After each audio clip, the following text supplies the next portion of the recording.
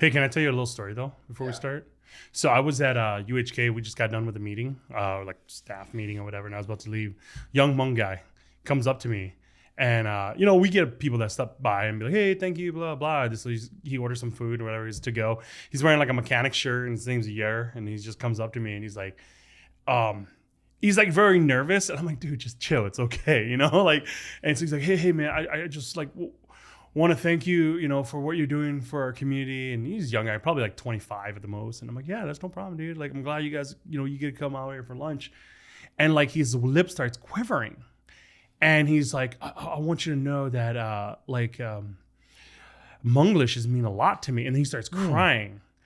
And he's like, I always felt like I was so far away from, my Hmongness. He goes, my girlfriend's white. And I felt like far away. And he's like crying, and he started like getting really like teary in emotion, and he's just like, I just want you to know, like, this is like means so much to me. Like, I listened to all of it, and my girlfriend and I, we listened to it together, and she's been able to understand our culture more, see a deeper, a deeper view into our culture. And so that was like really cool. Like, these are the things that, you probably don't see, they don't like write to you to see, but like, it's like, I don't know. So that's like got me excited when I started thinking about season 2, where I'm like, cool, season 1, we laid out the structure for everything. We laid everything out, kind of like, hey, these are some of the topics. And then I think season 2 is just like, let's get a little more let's get a little informal, and let's dive deeper into these topics, because I think that what it did was it I don't like using the word trigger, but it shook up the community a little bit, where it's like, well, yeah, like, I never liked my name growing up. I can talk about that, So I thought it was like, I think that's how season 1 has really set up the ground for, season 2. It's good. Cool. When you heard that, man, how did that make you feel inside? I've always been, when I heard that gentleman saying that young guy saying that, he's probably like mid-20s. When I heard that, I was just like, I was taken back.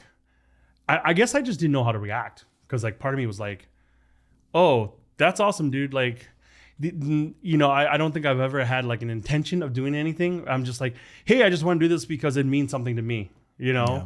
and then let people decode it, and let's see what it means to them, And so like I feel like that was a very powerful moment, because for him, one of the things I thought about growing up was like, I wish I had somebody to help me define what it is to be Hmong American, what is it to be Hmong in America, what it means to be Hmong but born in. I wasn't born in America, but it was like, for him, he's a dude who was born in America as a Hmong kid. His significant other is white, so it's like having all that and making sense of all that. Like, I never had anybody. It was all more like just searching in and just trying to figure out, what's the next step? What's the next step? And so it was great. I always think about it. It's like turning a frown upside down. It's like taking your pains and your hurts and saying, well, these were the questions I asked. Now I want to ask it to the world, So. Yeah. I mean, 15 years ago is when you were his age, perhaps. Yep. And I wonder, 15 years ago, who are the people that you could say, hey, this person or this idea or this entity is actually helping me form my identity. Yeah, and I don't think I had anything. Yeah. It was, it's like it was like being a sculptor, but you don't know what you're making. Like, it was just like, well, let's just chip away at this. Let's just take a little bit of this, and I don't know if it's forming a shape of some form, Yeah. And you kind of, it took a while to figure out like, oh, that's what I was shaping all along, or that's what I wanted to shape all along. So, yeah. How about the idea, this just came to me here, the idea of permission. In other words, if you see models of older Hmong people in, let's say, real estate, in insurance, maybe working on the line in the kitchen, something like that. I feel like when you see models of people that way, you kind of have permission to say, oh, that's something I'm allowed to do in society. Yeah, absolutely. Because I think that internally, I think that especially being Hmong, we're also taught growing up is like there's this authority or this initiation into something. Like every big moment in a Hmong kid's life, even, male or female, it's, initiated with some kind of gathering or party. Like a certain birthday, a certain age, marriage, whatever. Even in our culture, there's a big party called Tim Bei Lao, which literally means the giving of the elder name. So it's usually happens to a man who, after he has his first or second kid, his in-laws would throw a big party. His in-laws, his mother or father-in-law would give him a new elder name. And then his first name then becomes his middle name. So he's only known and forever is called by his elder name. Oh, interesting. So it is this initiation of you're no longer this boy, you're a man now. Coming of age. Yeah. And there's a huge party. There's a big celebration that they get, that gets thrown there. And that to me, like growing up as a kid, going to those, celebrations, going to those parties, you're just like, whatever. But then as I got older and I started dissecting it and breaking it down, it's like, oh, it's a permission thing. It's like you're a man now. You're you have a family, you have a wife, you have a kid. Like this is your new name. And I remember my dad, my mom talked to me about it once when we were a kid, and he said, your father's name, your father has two names. He has a first name and a middle name. And he was saying how your father's middle name, that was his given name when he was born. His childhood name. Yes. Okay. But then we got married and, they had kids and stuff. He had a new first name.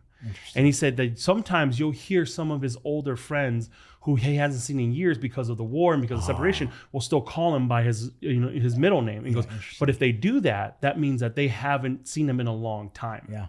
Like they only knew him when they were boys. Is there disrespect connected to that? I don't think there's disrespect, but I think that there's elders have been very upfront and said, "Oh no, he goes by this now. Interesting. He goes by this now." And it's the elders.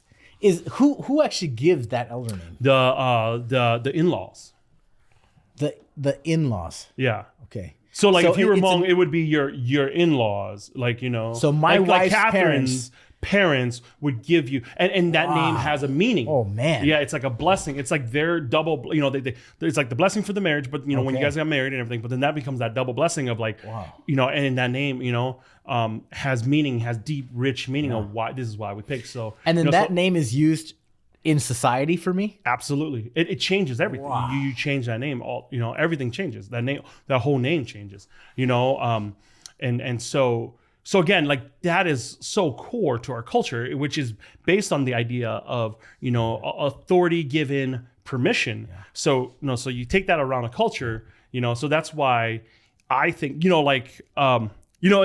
really cool that we're kind of starting, like season 2 like this, because I think of all the guests that we have coming on that I'm really excited to share about and the area of work that they're in. It's so awesome to talk to them about their area of work because, again, it's areas of work that I don't think it's quote unquote stereotypically where a lot of Hmong people can see themselves in. Like even like strategically, why did we pick to put our restaurant at North Loop? Why did we pick to put our restaurant out here in Northeast? Because it was told to me that it couldn't be done by our own community members. Interesting. When we said we're looking at Minneapolis to put the restaurant there, to put Union Hmong Kitchen there, to put Vinai there, they said, "Why are you going to Minneapolis? That's where the rich white people are in those communities." Why not St. Paul? Why not St. Paul? Why not the default? Yeah. Okay. Why not St. Paul? Why not, East Side? Why not, Frogtown? I got nothing against East Side or Frogtown. Those are great places. That's where we started. My grandparents started there. Yeah. They're still around that area. Yeah. But I would say, well, why not? Yeah. Because I think that, and this is where I implore our people to move forward, is that I think that what happens is we get scared because it's, I jokingly told somebody it was like describe yourself in 3 Disney characters, right? And I say Elsa, okay. The cold doesn't bother me anyway. I think I've heard that before. Simba, where it's like, become who you are. And then Moana, like what's beyond the reef, Okay. It's like, I said, if I can describe myself with 3 Disney characters, that's where I feel like those 3 are, and especially, and then obviously Mulan, but whatever, but it's like that idea that, like what is out there, like we have to, there has to be something that be sent out to venture out first. And I think the way that my parents raised us, it just kind of gives me that heart to be like, well, why not Minneapolis, why not Northeast? Sure. So maybe here's a little bit more of a deeper Yia question. Okay. So the idea that this young man came up to you and he's essentially saying, thank you for blazing a trail. Thank you for helping me to think about my own identity. And, maybe a question for you would be, if you didn't have that kind of a permissional model set in front of you when you first started out, what made you think, I'm going to do this? Because there was no other Yia Vang before this Yia Vang. I don't think that I had that mentality of like, if nobody's going to do this, I'm going to do this. I don't think that way. It's more like I have an itch and I want to just scratch it. Yeah. Like that's anything. It's just like, I just want to try it. This isn't, and I think that what I really learned is it's the introvert in me. Like I really tell people I'm introverted. I'm extroverted because my job requires me to be, but I'm introverted because again, I get to sit and think and go, hey, like I really want to break this down. I want to dork out about this. One of my first jobs, like kind of big boy job, was like I would do a lot of driving. And so it would be, I would be on the road for a few hours, like driving from different places, doing different things.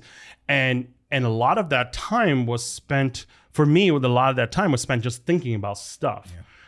And I really just wanted to dissect a lot of things and just, thinking deeper into it, try to be more cerebral about, certain ideas.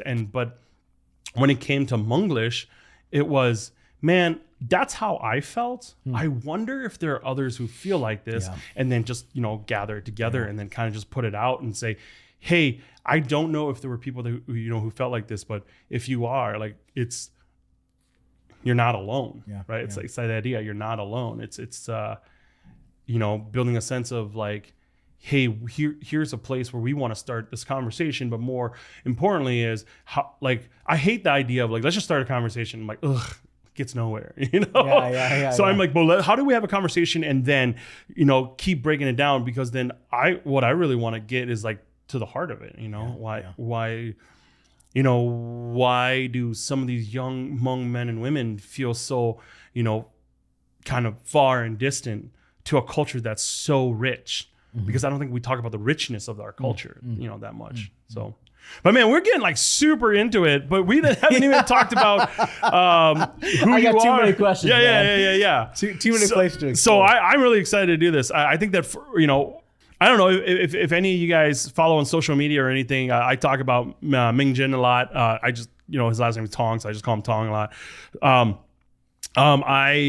We met, we've known each other, 7 years? 6 years? Almost 10, man. Shoo! Yeah, Yeah, almost 10. because I measure with your kids. 2013 we met. Yeah, I measure with your kids. Okay. That's how I measure. Yeah.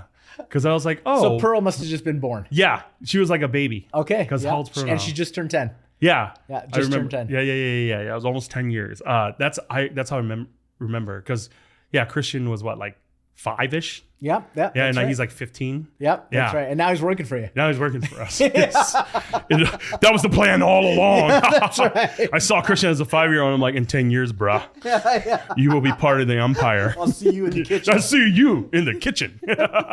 Yeah. But when we first met, we were both working for a church. I was the church lunch lady. You were the pastor of neighborhood outreach, which I kept telling people that you were the party church or the party pastor. Yeah, that pretty much was it. Yeah, neighborhood outreach really meant let's go to the neighborhood. How do we reach out to them? Let's put together programs and parties. Yep, and food. Of course. And food. Yeah. The church we both worked at had a really big kitchen. But it was kind of underutilized. And I was a church lunch lady for a couple years there. Man, I got to tell a story though of when I first, and I remember this, an email came out and it said, here's all of our new staffing updates. Yeah. And the new kitchen coordinator. The kitchen coordinator, that was the name of it. Yeah. Is Yia Vang. And I did not know any Hmong people at that point. I had been in Minnesota, I think, for 5 years. Didn't know any Hmong people, which is really sad to me. Yeah. You know, so you're the first. Because you went to school in Chicago. Yeah. And then you're from the SoCal area. Yeah. Raised in SoCal, went to school in Chicago. Didn't know any Hmong people all throughout my life. You guys have been in Minneapolis for about 5 years, yeah, right? Yeah, that's right. Okay. And when the email came out, it said Yia Vang, and I had no context. I knew nothing about age or gender with that name at all. And to be fair, the last person who had this job was like a 65-year-old white lady. Yeah, that's right. Yeah. And as a kitchen coordinator, basically you unlock the kitchen. They have these incredible ovens, but they're glorified microwaves. Yeah. You put your your whatever bakes and whatever casserole dishes in, and you warm it up. Yeah. Yeah. Yeah, and I had never heard the last name Vang before.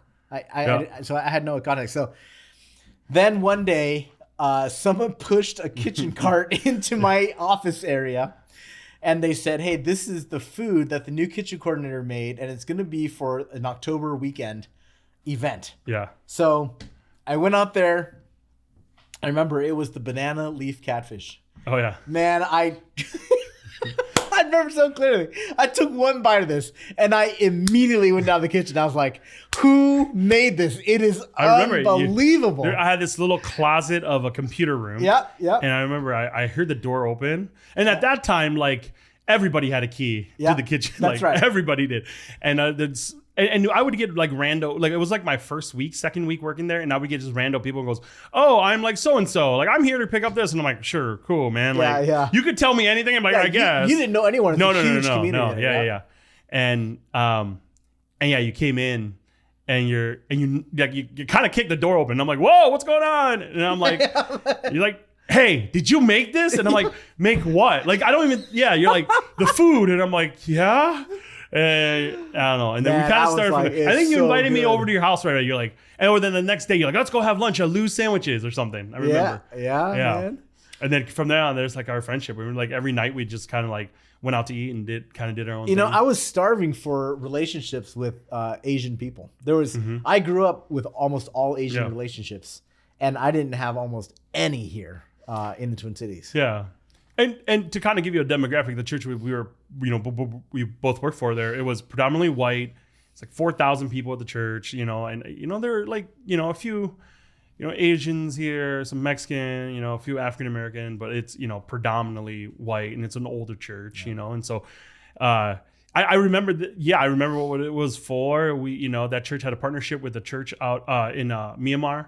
So they had, so it was all the Kachin people, Bible students that were coming through, and they were going to do this big dinner for them. And you know what it was? I remember the global outreach director said to me, "Hey, Yia, could you help us organize this?" I'm like, "Sure." And so I'm ready. I'm like, okay, I came up with my book, and I'm like, hey, we can put together this meal. We can do this.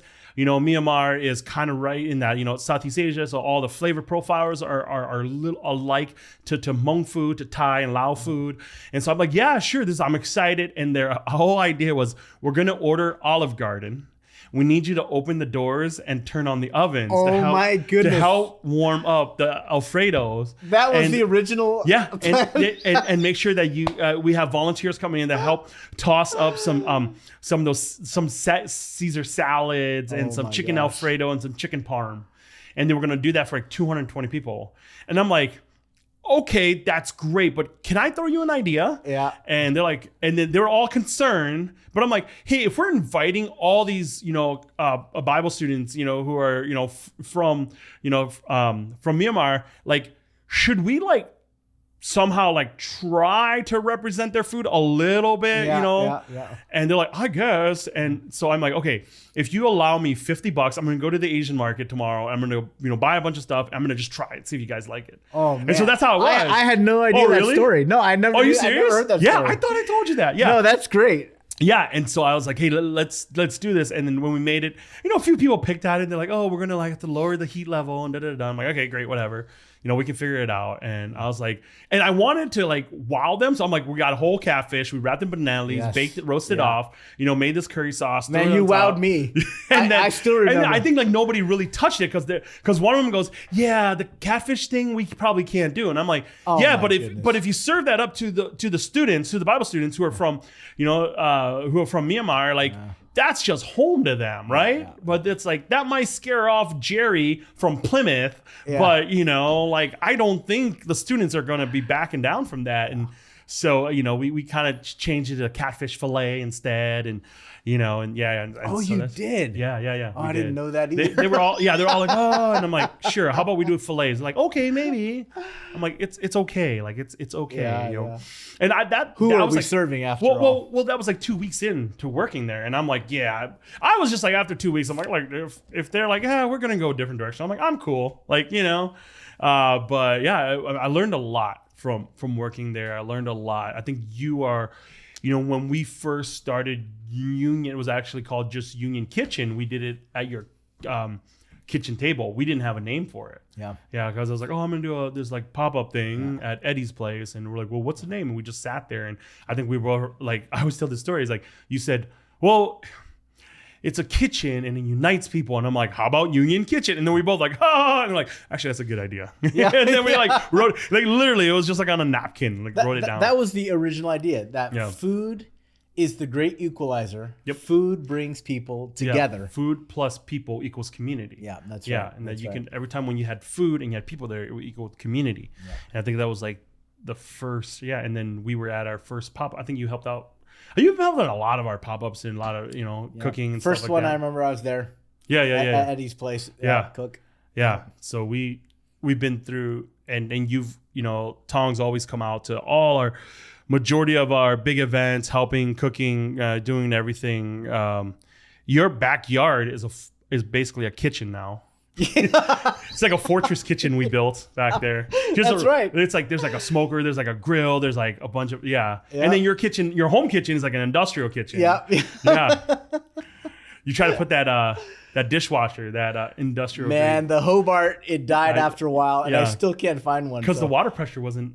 Was it water pressure? Yeah. So I had a Hobart, and the boost the temperature boost tank started leaking. Yeah. So I had to get rid of that one. Yeah. And I can't find another one that, anyways, it just doesn't work. Yeah. So if anyone out there's got a Hobart SR24H, I need it. But I will buy it from you. And you got that Hobart from a brewery. Yes, I did. Yeah. There's a brewery. It's actually right by Gray's now. Wherever. Oh, yeah. Monis? Or? Yeah. No, something about North something or other. Yeah, a brewery. Yeah. It's by the Twin Stadium. Okay. Yeah, I got that from there. And man, I forgot about that. I know. I was just like, dude, you're gonna get an industrial like dishwasher in there. You're like, yeah, dude, it's like 30 seconds, wash dishes. I'm like, okay, dude. Man, each cycle is 90 seconds. Yeah, awesome. 90 second. Yeah. And we thrown so many parties at your house. We've done so many different things. It's just been. I would just even say that Union Hmong Kitchen wouldn't be here today if it wasn't you in the background, you and I in the background working through a lot of things. And even today, like, you helping me just suss out a lot of my thoughts, like a lot of, little writing projects and things. It's like when we hang out and we talk, it's just like, I can just say things and be like, okay, this is what I'm thinking. And you kind of use it as, and you paint with it. And so that's just like, this friendship has been just so fun. But overall, it's been so good to just be a part of each other's lives. And yeah, man, I agree. I have a very clear memory. We're sitting at table. It was probably because I know that we know the table numbers at Hmong Village, right? So I think it's like table number 38. Yeah, it's the last one before you get to the southern exit. And we were sitting there, and we were. I think this was you already knew you were going to do the pop up, and you were we already knew Union Kitchen as a name, but we didn't have a lot of the background ideas, the skeletal ideas of philosophy. So I remember I brought, I think I brought my computer or notepad, and you were sitting across from me, and we were going to do kind of a conversation session. So I remember I asked you, what is food? And man, from there, what you gave me was just beautiful. And actually, everything you gave me became the original Union Kitchen website. Yeah, that was, and I think that a lot, what's really cool, and I don't think I've ever told you this, is some of the first food writers and like big national food writers, they read about us by going on the website. And they read that and they're like, oh yeah, after we read that, we just knew like we wanted to talk to you. And I was just like, well, I have to give credit. Like I didn't write that, like I said some like third grade words, and I have a friend who eloquently put that together. It's your stuff. Yeah. Well, just with some, I just threw some contractions and conjunctions in there, but it's all you, man. I think you also helped me to be more a confident writer. I was always growing up, I had really bad grammar, and just, I would write in school, and I would do really poorly in English classes and stuff. And you actually, being around you a lot and watching the way you write and reading your writing and getting to know you better more on that has really, really helped me, and now like you're in a different part of life, and so you have two big things you're doing. One is Hot Walk Academy, which is, it's what would you call it? A culinary? I've just been calling it a cooking school. Yeah. Not quite a culinary school, because I feel like culinary schools train professionals. I'm not training professionals. I'm training home cooks. Yeah. Right. And I love that differentiation. I think that's really good, because I think that some people go, oh, I can go to like some cooking classes, a kitchen window or Cooks of Corcaseo, and it's like, yeah, I'm ready. I can cook at a restaurant. It's like, Yeah. No, that's, I think, one of the biggest things that you gave me in the kitchen was an understanding. Man, I can't tell you how many times we would be cooking together at the church kitchen, and you'd say to me, hey, can I show you another way to do that? And, after about 1,000 of those, then I began to understand, there's a whole different way to think about handling food. Because I only understood what my parents gave me. Mm-hmm. And I think that most home cooks, which I think it's great. Yeah. They, like, for example, like, chopping chives. Like, they're just like, boom, boom, boom. It's like, yeah, I need like a teaspoon or whatever, Yeah. But it's like, that's different. But what happens when you need a pint? Yeah. Or if you need a quart? Like, it's a different rhythm. That's right. So it's like learning that, like, I have 5 minutes to cut a pint or a quart. Or my son, he told me, he came home yesterday, 80 pounds of garlic for you for the state fair. Yeah. 80 pounds. Yeah, he literally, Christian stood over the RoboCoupe, just threw bags of garlic. And to give you a little of that, every bag is about 5 pounds. Okay. Yeah. And so he's 16 just like, bags. And now, I mean, right now, I think we have about 100 pounds of dried chilies. And dried chilies aren't heavy. So think of 100 pounds. Oh my And he's gosh. like blitzing it all up. Yeah. So it's just like you just stand there and you just go over and over and you just go to your happy place. He's going to have spicy burgers tonight. He's sneezing out. So, so you have the Hot Walk Academy. Yep. And then the next thing is you have like a consulting company. Yeah, that's right. So intercultural coaching, consultation. Yeah. I really like to call it coaching and not consulting.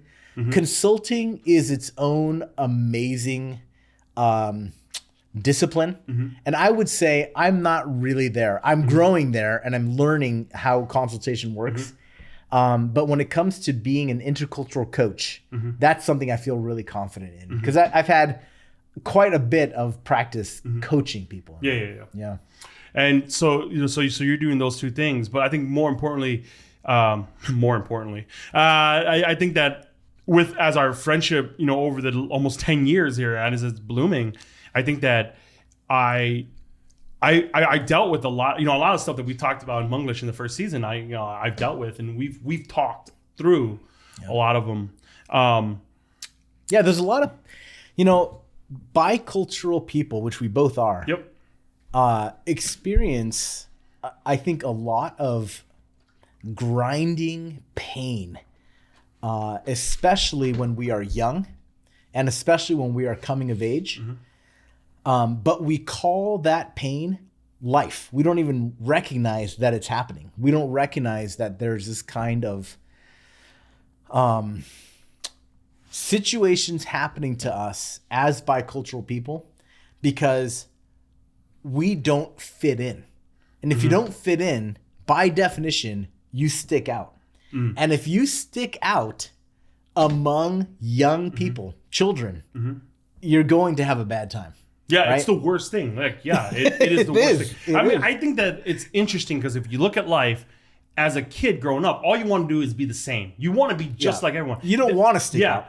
But as an adult, it reverses. It's like you want to be different. You want to stick out. Like I always think it's hilarious when it's like, wow, look at that circle of life. You know, like as a kid, you're like, I just don't want to be made fun of. I just want to be the same. And then as an adult, you're like, this is who I am. I'm independent. And so I always kind of think that it's kind of funny how that comes full circle. But I think that whole idea of like a bicultural experience, I haven't really thought about that.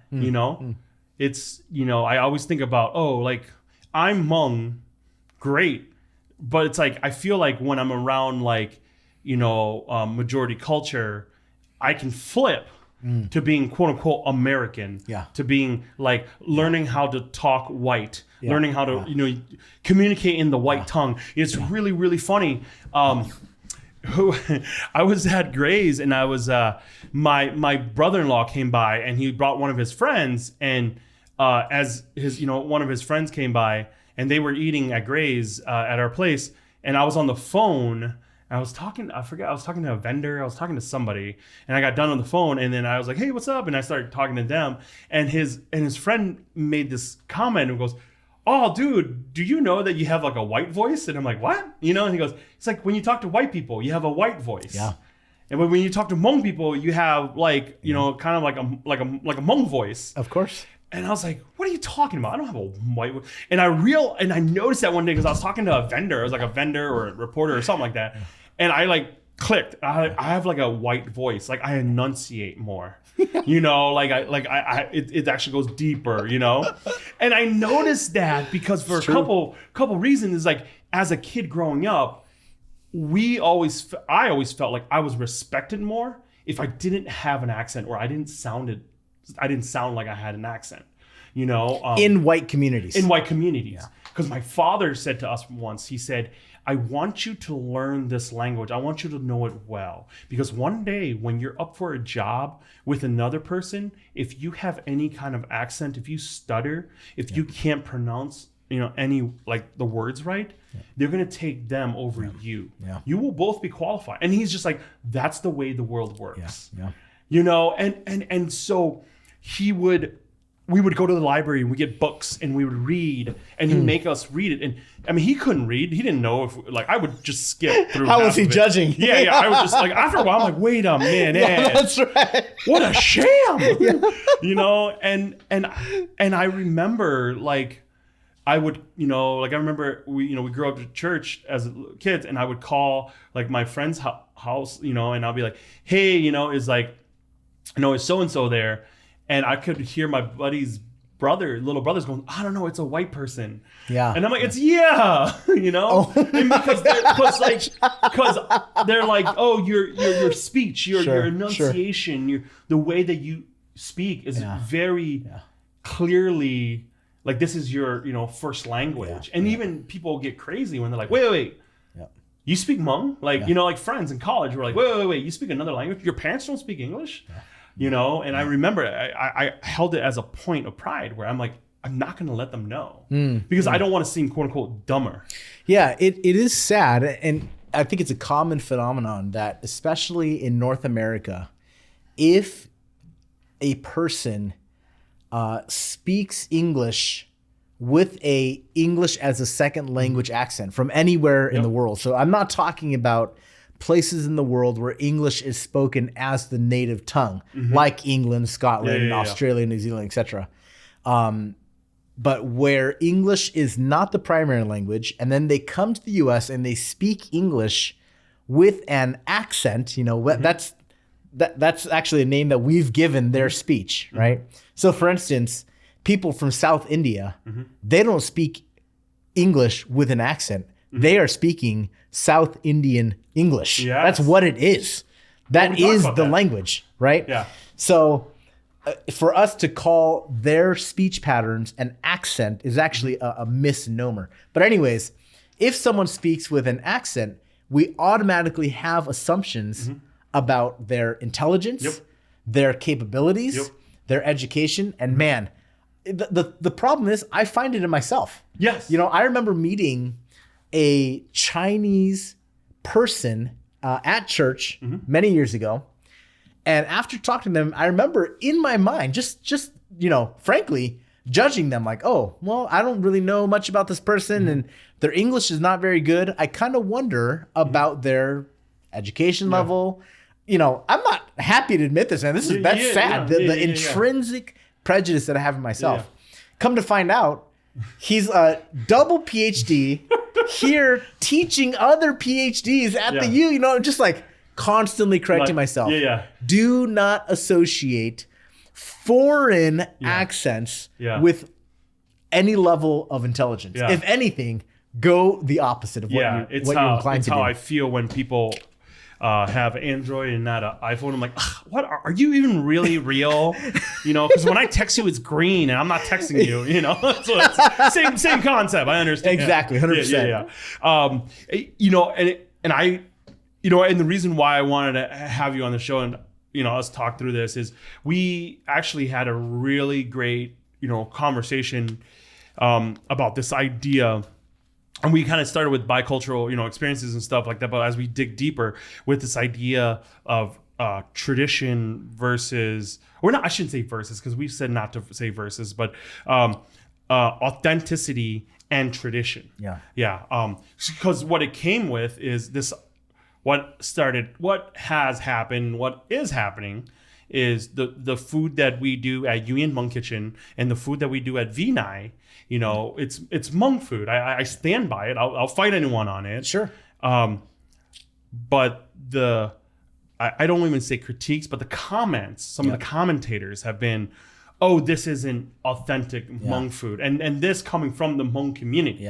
Some of the people from the Hmong community are saying, oh, this food, it's whitewash, or we've had words like, oh, it's gentrified, which I'm like, how do I gentrify my own food? Or it's it's colonized, and I'm like, sometimes like to these commenters, I'm like, do you know what you're trying to say with the words you're trying to use to say what I think you're trying to say, and we've had that, and it came to this one moment where I can say, well, screw everyone, and go on like this angry rant, but like I think you helped me kind of suss out the thoughts on that. And I really appreciate it, because what it did was it opened a deeper conversation. One that's very real. That everybody, I think, in the, one that honestly is based on what Hmonglish is about. Wow. Like that, I mean, that's what it is. There's deep connection there. Like Hmonglish is about that. It is the merging of two cultures, and then as the two cultures come together, and we talked about this, is you get that third culture that grows out of it. And in the, I guess they'll just call it the Hmonglish culture. Is it more like white American, white culture, or is it more Hmong, or is it both or I don't know, and everyone can argue, and that's kind of how I look at Hmong food that we're doing, So like let's break that down. Like, how do we define authenticity, right? I think that nobody knows how to define that word. Everybody has their own definition of authenticity, and then how do we define tradition, and how do these two words connect? Well, man, let's get to that question, but I want to ask real quick first. I think a pertinent question, and that is the question of impact. And I would ask you, what is the impact that those commentators have on you when you open up, you get an email that says you got a new review on UHK, you open it up, it's got 1 star, it's 15 lines long, you read it, and you're being accused of literally not being what you are. You are Hmong. And you're literally being accused of making non-Hmong food when it is your own food. No one is giving you any guide. There's no rat under the hat that's telling you what to make. Reference to Ratatouille. That's right. No, our kitchens are clean. No. Kitchens there is are clean. No rat under the hat. That's a Ratatouille reference. Yeah, maybe that's your fourth Disney character. But what is the impact that those comments have on you?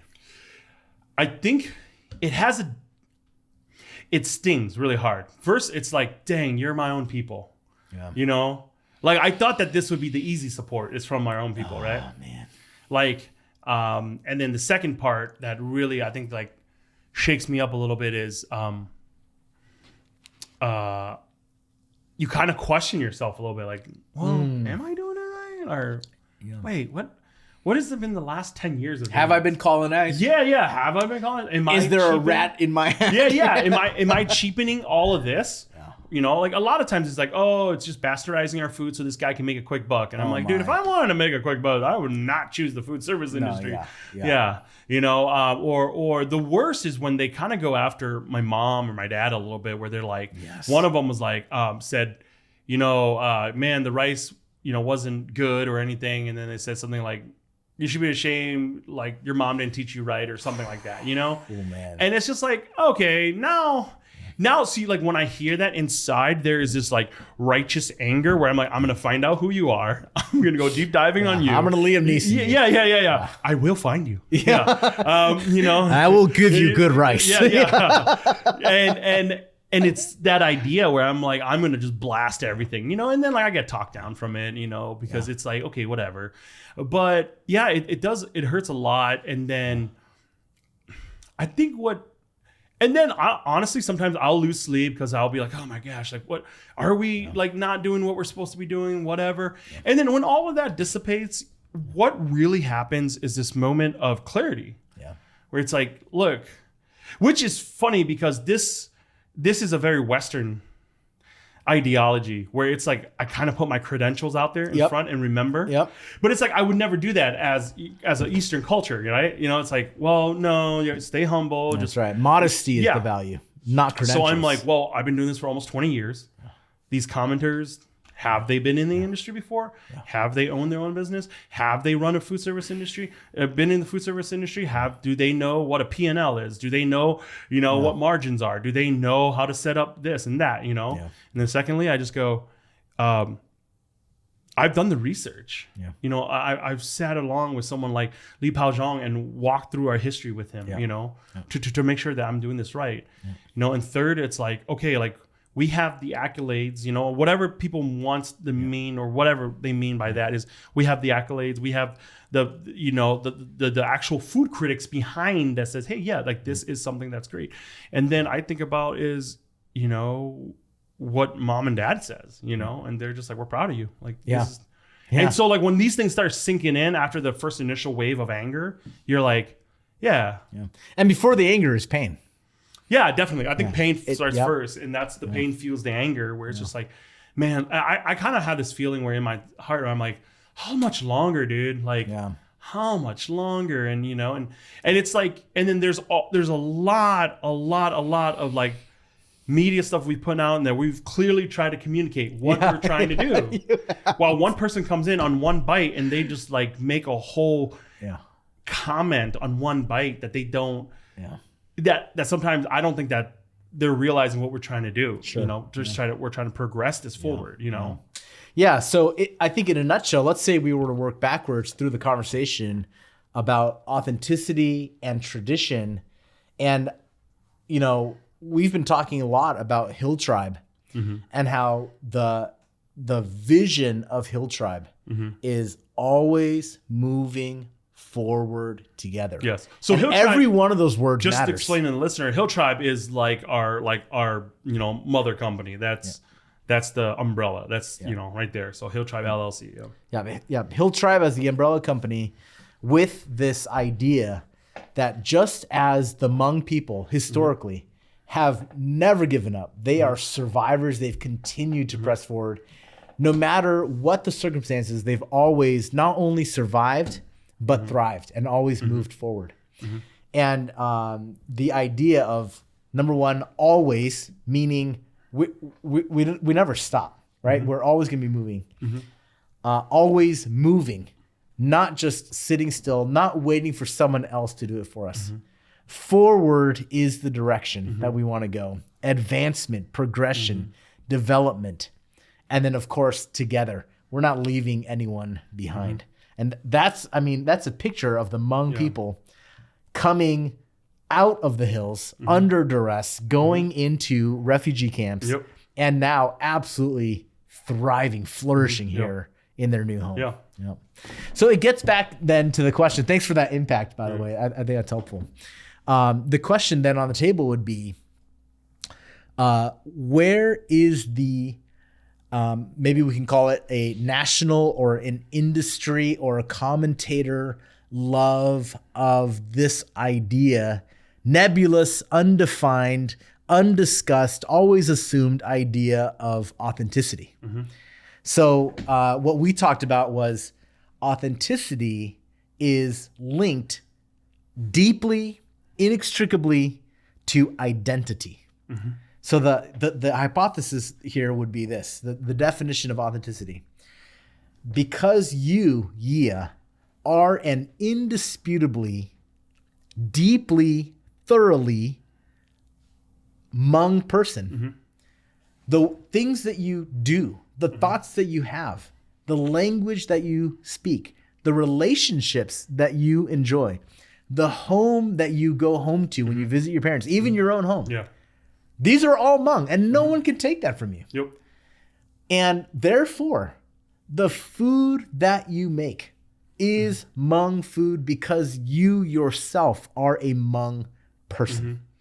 So then it's silly, really, for me to say, hey, that's not really the Hmong way to do it. And you kind of look down like Vision in Marvel and say, maybe I'm not Hmong. Like, well, no, bro, you are Hmong. And so the food you produce, everything that you produce can, I think, be authentically considered Hmong.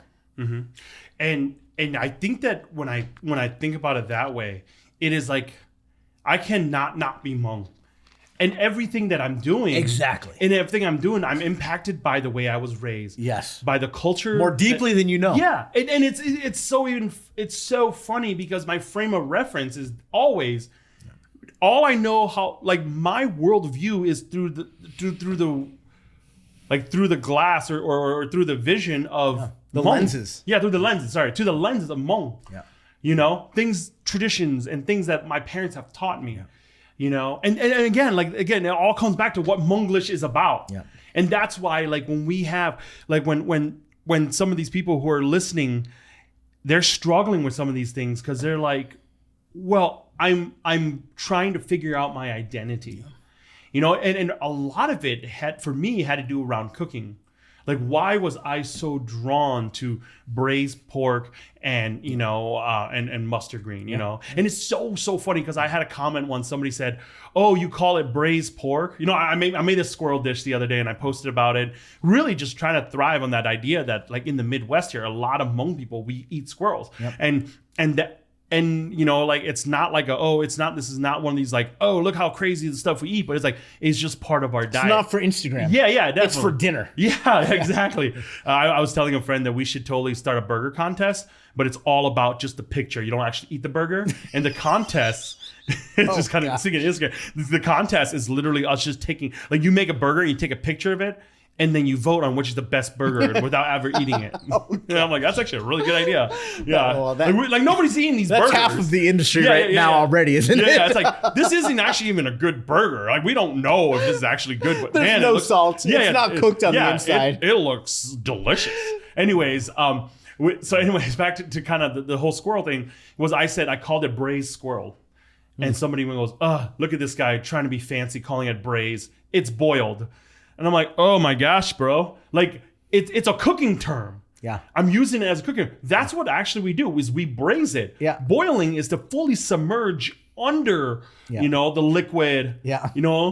And having a bubble. Braise is actually having enough just to cover and having, the temperature of it is not as high as boiling. And I'm like, yeah, this is squirrel stew. Why is this guy trying to call it braised and make it sound fancy? I'm like, it's not about sounding fancy at all. No. It's about using a term. That's all it is. And there were, like, this guy was so angry at me because it's like, oh, well, you're trying to make our food fancy, you know? And again, that was like the whole conversation we had about, you know, like the idea of, you know, fancy or, you know. Sure. So there's this idea then, perhaps in the mind of the commentator, not saying it's there, I don't know, but in other people that have come across essentially accusing you of producing artificially Hmong food, I think in their mind, there's actually a different standard. So the standard that they are using, the standard that they are putting out in front of you and saying, here's the standard, it's this high, and here's you are below it. You don't meet the standard of authenticity. And I think the rebuttal would be, actually, the standard of authenticity is identity. And my identity is Hmong. I am Hmong. My lineage, my blood, my actual flesh, my body is Hmong lineage. How about this for a different standard? I think you can chime in here and say, but I think you would be fine if they would say, yeah, the food you're making is not traditional Hmong food, is it? Yeah. And how would you react to that? I would be like, yes. We never claimed to be traditional Hmong food. Exactly. And that's the thing. Like there's nothing on our on any of our vision statements or anything about being a traditional Hmong food place. Yeah. We draw from our traditions. That's right. We love our traditions. We love our tradition. Yeah. You know, that's why we're not going to have braised squirrel on our, you know. Yeah. And even traditional Hmong food, you can't experience that at a restaurant. Yeah. Traditional Hmong food is based on this idea of like being at a home. Yeah. There has to be a home. Yeah. You know, man, if you want to talk to me about quote unquote traditional Hmong food, talk to me about Hmong mustard green braised with, you know, with either pork belly or pork neck bones. Yeah. Like you want to go a deep dive into that and you want to like tell me that I don't know what I'm talking about when it comes to that, or I don't do that, you know, like I'll take you. Like that's my world right there. Yeah. And like I will break it down, and I'm not trying to be arrogant about it. That's what you're standing on to do what you're doing today. Yes. And so it's like, don't do that. Like, and I'm not trying to be arrogant about it, but it's like, that's my world. Like, that's my playhouse, dude. You want to talk about why, like how our people use pork as flavoring and not as an actual meat sustenance.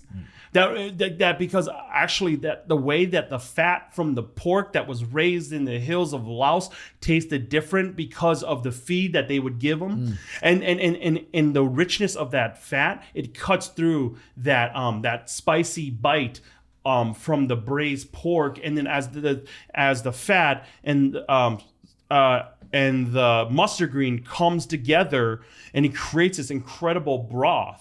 And then the moment that it touches your lips with just a hint of salt, you know, and a little bit of the aromatics of that ginger and then that lemongrass, like that's Hmong food to the core. Yep. And then when I'm saying that, I guarantee you that the Hmong kids who are listening to this, they know that flavor. Yeah, they can taste it right now. Absolutely. You can taste it, can't you? You know, and absolutely. Yeah. We build what we build upon that, and we show homage and respect to that. So here's a question then that I think especially the commentators should think about. Where are those traditions from? Because at some point prior to current, you know, the current repertoire of Hmong traditional foods, that was built on something else. And so we went from let's call that something else the previous tradition. Let's call that A, and let's call current modern day Twin Cities Hmong traditional food, maybe the food you'd find at Hmong Village, right? Yeah. Let's call that B. And what I hear you saying is, what about C? Yeah. And what about D, E? Yeah. And so on and so forth. So it's like that whole idea of, like, you know, my friend Rob from Folly, he always talks to me about first wave coffee, and you have your second wave and your third wave. I've heard this speech from him. It's great. Yeah. And he talks about that, and they built upon each other. Yes. For the third wave coffee people to be like, oh yeah, screw the first wave. It's like, how do you say that when everything you do is, you know, based on that first wave? Yeah. Like, how do I look back on my traditions of Hmong food traditions and be like, oh yeah, whatever. Like, you know, we know what we're doing. Yeah. You know, and so what I always say is like, man, I feel blessed just to be in that third wave, if you want to call it that, and that we can set the foreground for the fourth wave to come in. That's right. I hope in 20 years that there's some young Hmong chefs that are coming out there that are just blowing us out of the water. And I'm looking at them going, oh, dude, we didn't even think of that. Yeah. Yeah. But I think that, and that's being Hmong to the core, right? One generation builds a platform so the next generation can build on that, so the next generation can build on that. And that's the core of who we are. And I feel like what we're doing right now is bringing homage, to, for me, especially personally, to the legacy and the heritage of my parents, but on a grander whole, shining light to the giants and the heroes in our culture that we've had that gone before us, so we can talk about the past in the present that could help build us a future. You as a third wave or tradition number C, right? Moving, continuing to develop what traditional Hmong food has been, is now, and can be, is a beautiful thing. I guarantee you, the Twin Cities wants you to do that. We want to taste it. We want to celebrate it.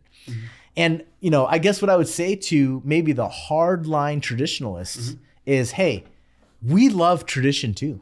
We, to go home and to be served traditional Hmong food at your parents' house literally fills you up and puts you to sleep.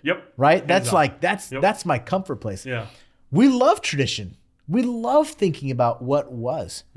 And we have to remember that set of traditional dishes came from somewhere to get to where it was. And in 50 years, there's going to be a new set of traditional Hmong dishes. Where are those going to come from? They're going to come from you. And they're going to come from the generation that you're with right now, the generation that's coming up right now, as they develop and create new traditions, all the while 100% authentically Hmong. So how did we talk about that? How do we like kind of define it?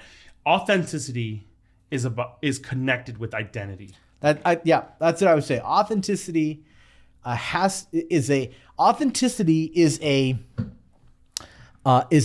adjective, a descriptor of an entity that is a qualitative measurement on identity. So it's often helpful to invert your thinking or to find a negative example. So, for instance, if I now, as a Taiwanese American person, if I were to say, what I'm producing here is authentic Hmong embroidery. Okay, so let's just take that as an example, okay? Authentic. So the question on the table then would be, can a non-Hmong person produce authentic Hmong products? That would be the question. How would you answer that, actually? I have an answer myself, but I'd love to hear how you answer that. Can a non-Hmong person produce authentically Hmong products? I guess there's a lot of questions in that, like, where is this non-Hmong person coming from, right? Honestly, I talked to C Ryder about this, right? C artist, she's incredible. I really love her. And we always talk about this, and especially with non-Hmong people doing Hmong art or doing art that represents Hmong people, where she is very adamant about it, that non-Hmong people do not have the right to do Hmong art. Okay. Or Hmong textile designs, right? Because it's find a Hmong artist to do it, which I know where she's coming from. That to answer your question, I would say no. Okay.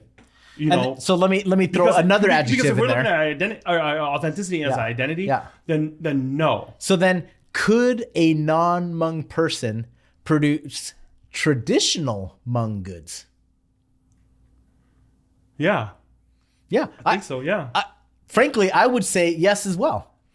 Yeah. Right. So, for instance, I don't know how to make the steamed buns that your mom makes. Okay. And I would never teach a class at my school about that because that's not a part of who I am. That is not instinctual for me. But if I were to spend an afternoon with your mom all the way from raw products like raw flour and raw pork all the way to a finished product, I do feel like I could walk away and say, I have had an experience where I now am able to reproduce traditional Hmong bao. But I would never then take that to market and say authentically Hmong bao, right? I would be happy to say traditional Hmong bao, as it were. Yeah. I keep using the Chinese word. I don't know how you say it in Hmong. Kalabao is okay. Like the word bao is at the end. Bao is how we say it in Chinese. Yeah, definitely. And I think that I think that it comes about definition and terminology and how we define these definition terminology. Because like if those commenters said, "Hey, this isn't traditional Hmong food," I'd be like, "Yeah, it's not." Because we have never claimed to be traditional Hmong food. You know, and if you want a traditional Hmong food, go to mom's house. Go to a Hmong house. Go to a Hmong mom. Go to a Hmong dad. That's going to make you traditional Hmong food. So let's turn the equation. I want to turn it sideways one direction, and then I want to turn it sideways one more direction. Okay. So the other way to look at the same question then would be to say, the word on the table that's kind of people are arguing about these days is appropriation. Okay. And I know we've talked about this before as well. But is there a sideways view of appropriation where we actually can call it celebration? How can a tradition actually not be thought of as appropriation, but celebration? What are the elements that need to exist in the mind, the heart, and the hands of the maker, or of the appropriator? And I have air quotes here. Right. What are the realities that need to exist in the mind, the heart, and the hands of the so-called appropriator for us to actually say, you know what, that's not appropriation. That is celebration. And it's appropriate, and we actually want that to happen. How would you think of that? Man, there's so many like rabbit trails on that. You know, I think one thing is knowing the heart of the person and why they want to do it. So it's like their story. How is their connection to that culture? Okay, so so real connection. Yeah, there has to be a connection to that culture. I agree. It can't be like, hey man, went to Cabo, dude, love tacos, and I'm gonna start a taco stand. Oh wow, you know, like cool, like. You know, like. So, are you appropriating that voice, or are you celebrating it? That's a little bit of both. Okay. Because in that voice, sounds like a dude from, sounds like a white dude from I don't know, Texas or something. But I mean, there have been things where it's like, oh yeah, we had great empanadas and and now we came back. It's like, well, I want to make empanadas. I think that in the. And then okay, the second one, because the first it's the connection. So there's connection or relationship. The second thing is, where's the money going? Oh, that's important. That's the thing. Who's making the money? Yeah, that's interesting. Out of it. Yeah. Are you inappropriately profiting from a tradition that you are actually disconnected from? Yes. Yeah. I think that's, So that would be one of the tilting lines. Yep. If you are making money from a tradition to which you have no deep personal relationship or connection, then we are more tempted to say that is appropriation. And on the other side of it, if, for instance, you are making money, but this is a part of who you are, this is a part of either of how you grow up or who you know or the people that you're connected to. I think one of the words we need to throw in here is community. Yeah. If this is a product of the community that you really are in, then we would say this is celebration, not appropriation. I think of, so it's the connection, it's the who's profiting. And then I think the third thing that I actually, that I really think about is the way they present it. It has to come out of humbleness, because interesting. That's, I agree. There's keep talking though. There's a sensitivity to that, like how many restaurants. Okay, so we can battle this back and forth, and I still don't know how this, but how many restaurants out there just any Americano restaurant has some kind of taco or fish taco on their menu. Yeah. Always. And same, how many other restaurant out there has some kind of like quote unquote Asian salad or Oriental salad on their menu? How many, Americano, basic restaurants out there have some kind of like, spicy Asian noodle dish, or whatever. Yeah. To me, when I look at that, I'm like, well, what's the connection? And that's more of a trend. Yeah. Right. It's more trendy. Money, like we know. So just real quick on the idea, the connection, I actually want to apply the word authentic to that. The question being, is there authentic connection? And then you would say, well, wait a minute, what do you mean there? And I would say the same thing. Is a part of your identity their identity? Or is their identity a part of your identity? That would be the dividing line between authentic and inauthentic connection to that place. So in other words, it's interesting when I brought up the idea of making bao with your mom, and your answer to me was actually, I'd want to know who that person was. And maybe behind your statement is, well, we're kind of like brothers. Yeah. And so there is a way I'm not Hmong at all. I don't understand a lick of Hmong. But if I were to spend time with your family, it would be a very natural time. Absolutely. Yeah. And so and in other words, there is authentic connection, meaning our connection has a deep or a great deal to do with my identity and yours with mine. Yeah. So it is a very, especially when it comes to that appropriation, celebration talk, it is a very touchy subject, because who are you? Who is anybody to be like, well, someone can be like, some white dude can be like, I grew up in Mexico, I have family there, I go there, I love the culture, it's been a part of me ever since I was a kid. So, and I really think that time will tell on the way that those makers do what they do. Time will tell, and just kind of like let the process take the process, and with everything that we've been kind of going through, especially with the authenticity and tradition stuff, and I will be very honest, there are more people that we have coming standing up for us. Yeah. That are saying, press on. Yeah. We want to see. This is what we want. Yeah, we want to see what's next. Like, don't listen to the naysayers. This is what we want. Yeah, so, okay, let me play now the devil's advocate on that as well. In a way, you could, let's say a hardline traditionalist could look in at the people that are saying, go Yia, go Yia, go create new traditions for us as the Twin Cities, as Minnesota, as the Upper Midwest, as the U.S. Help us to celebrate. And the naysayers, again, let me try to advocate for them for a minute, not calling them the devil. They would say, but man, why can't we celebrate what we have already? How would you answer that? We are. Yeah, okay. We are celebrating. How? Because there's nothing I do that doesn't go back to tradition. They're like when I if they don't see that, because here's the deal. We live also in a world of Instagram and social media, so people only see what they want to see, right? We've been very blessed to be able to be in the media that we've been in, and whatever.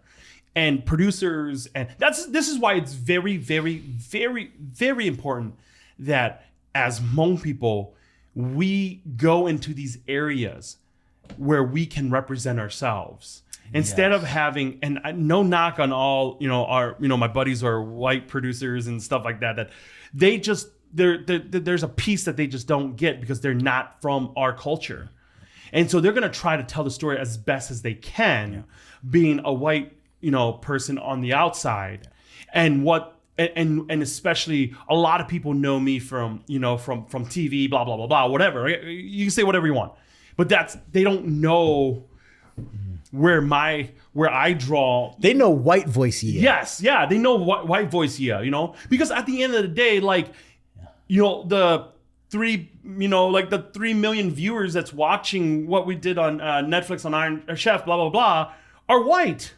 And they want to connect. I understand that. I understand that's the audience, and they want to connect. So that's why when we made, you know, the crispy curry rice ball, we called it an arancini. Why? Because everyone knows what a freaking arancini is. There's a category for that. Yeah, in their head. You're gonna fill the category. But all you're not gonna make a category. Yeah, but all the flavors that we put in that arancinis, and then we stuffed it, you know, with crab and cream cheese to play off the idea of a crab rangoon, which everybody knows that. Yeah. But the curry and things that we put inside is the base flavor for kapong. Yeah. When I say kapong, all the Hmong kids are like, oh yeah, we totally get it. Yeah. You know? Or like how they would take a bite and say, oh my gosh, this is kapong. What have you done? Yeah, like this is kapong. Yeah. You know, but it's in a fried rice ball. Yeah. You know, or even like when we made the dishes of, you know, of the 3 elements on there, and we had, you know, the basically it's like a baba ganoush, you know, but it's roasted eggplants, and then we had the dry beef, and then we had the sardines. Every Hmong kid knows what that is. Yeah. Oh, you know, but yeah, because like every Hmong kid goes, oh my gosh, like give me my sticky rice. Yeah. You know, that dish we wanted to call with sticky rice. Yeah. That's the name of the dish we wanted to call. I remember that. But for production value, they wouldn't understand that. Yeah. So the producers had to change the name. Yeah. To like 3 treats or whatever, you know. Oh, but we wanted to call it with sticky rice, because the moment you see that as a Hmong kid, you always go, "Where's the sticky rice? With sticky rice. This is so good with sticky rice." Yeah. You know, but the majority of the viewers wouldn't get that. We are a minority culture group that the majority culture gets to listen in, and when they get to listen in, let's use their language to talk to them. Yeah, but when they come in, then they want to they do a deeper dive into who we are. Yeah. That's what I'm doing. That's what we're trying to do at UHK. That's what we're trying to do at Vinai. Yeah. And I think the hardest problem is then the naysayers or the hardliner goes, oh, you don't even like speak the Hmong words right. Oh man. And it's like, bro, I'm not talking to Hmong people right now. Yeah. Do you know that we live in a world where it's predominantly white? Yeah. But what if we get to be on their stage, use their language, and use our traditions to talk to them? Yeah. I guarantee you, we're gonna win hearts. We call that building a bridge. Absolutely, and that's where I learned, like, kind of full circle to that bicultural experience. Yeah, and that's what you do, and I think, you know, and for me, that I get like, I bang my head against the wall, because I'm like, that's what we're trying to do. Yeah. You know, we get blasted because it's like, oh yeah, we come to your restaurant, it's all like white people in the back working for you. You know how amazing it is that we can teach a white kid named Kenny to make really good sticky rice? Yeah. That Kenny is this tall, lanky, good looking, kind of has a model face, curly, red-headed kid, that he's one of our better rice maker, like a sticky rice maker. Yeah. And he knows how to toss it right, and he does it the perfect timing, and he cares for that rice the way that a Hmong grandmother would. Yeah. Yeah. Like, to me, that's incredible. Yeah. He's making traditional sticky rice. That's celebration. But it's a freaking white kid from the burbs that has that like 3 years ago had no idea what sticky rice was, let alone purple sticky rice. And it's because of his authentic identity level connection and relationship to you that imparts authenticity to the rice. Mm-hmm. And that's where we can stand back and say, this is not appropriation. Even if in 20 years he's making it for his family, that's not appropriation. That is celebration, because of the deep connection at an identity level to who you are. And that's where he got it from. You know, he didn't pick it up because he went to Cabo one day. Mm-hmm. So let me lay out a progression of hyphen culturalism that I think is at play here. Mm-hmm. So when we're born, we only know what we know. We only understand the temperatures and the humidity level and the time of sunrise and sunset and the people in our community. And we are essentially living in a monocultural situation, meaning we only know what's given to us. Okay. Mm-hmm. Most people, especially I think in the US, many people that belong to the majority culture, they grow up in a world that is essentially monocultural. When we grew up, there was one reality in our home, And as soon as you go out the front door, it's a whole different universe that we walk into, a different world. Yeah. And so we grew up monocultural until we went out the front door for the first time, which is what, on day 2, day 1? And suddenly we are actually living now in a bicultural world. Okay, so there's the progression. Monocultural, and sometimes for some goes to bicultural. When you have people that are bicultural people that have a white voice, and that have people that accuse them of having a white voice because they know your Hmong voice, right? When I speak Chinese, I have a Chinese voice. When I speak Spanish, I have a Spanish voice, right? For every language I speak, I have a different iteration of my identity, which is kind of a weird thing. I don't know how that lands on you as a deeply bicultural person.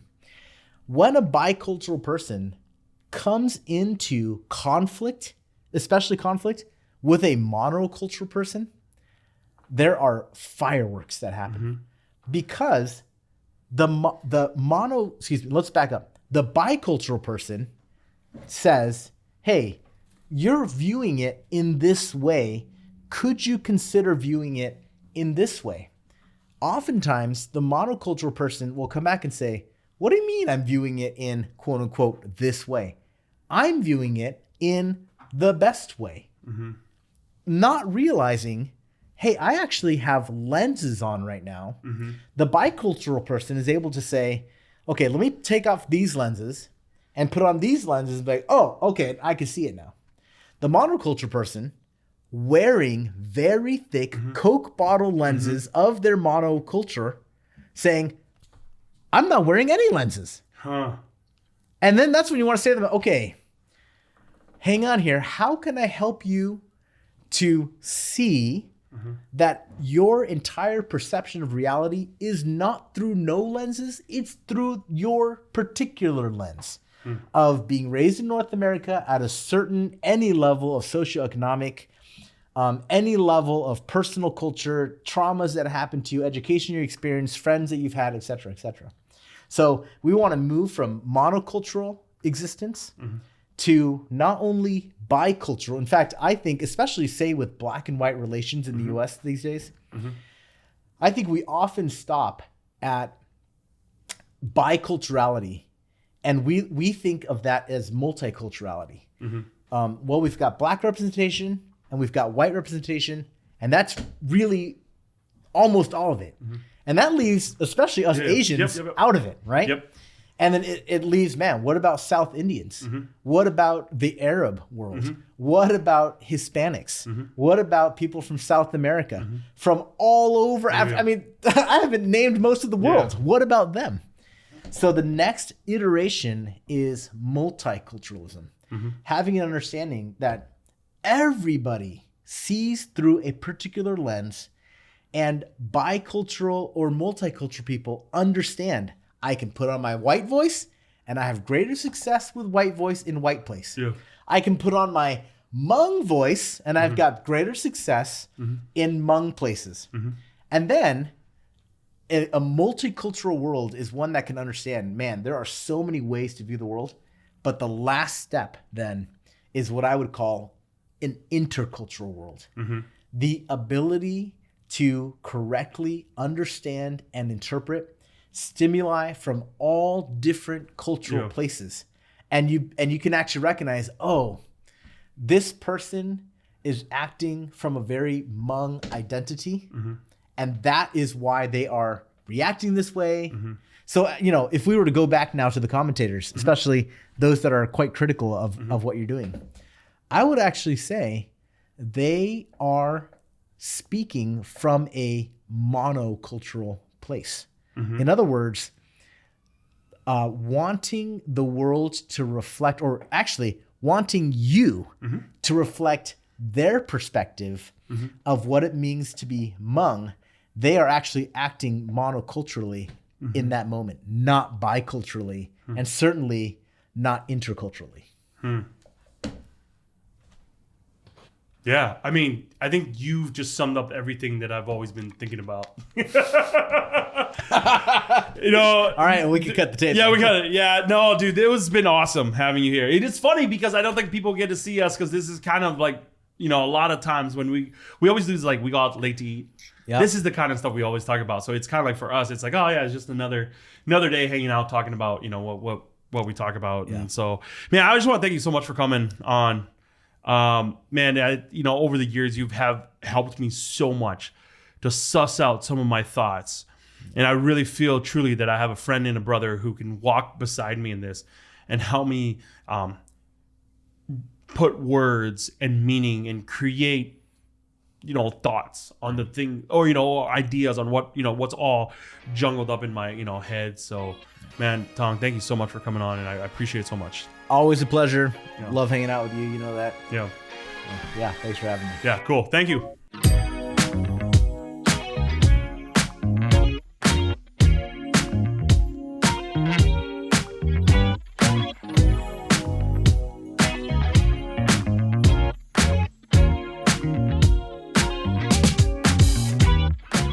Hmonglish is a collaboration between Hill Tribe LLC and Gleam Tower Media.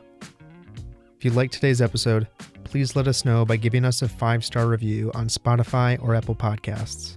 Also, subscribe to the show so that you can catch future episodes. Feel free to follow along on Instagram or Facebook as well, @Hmonglishpod. Thank you for listening, and we'll see you again soon.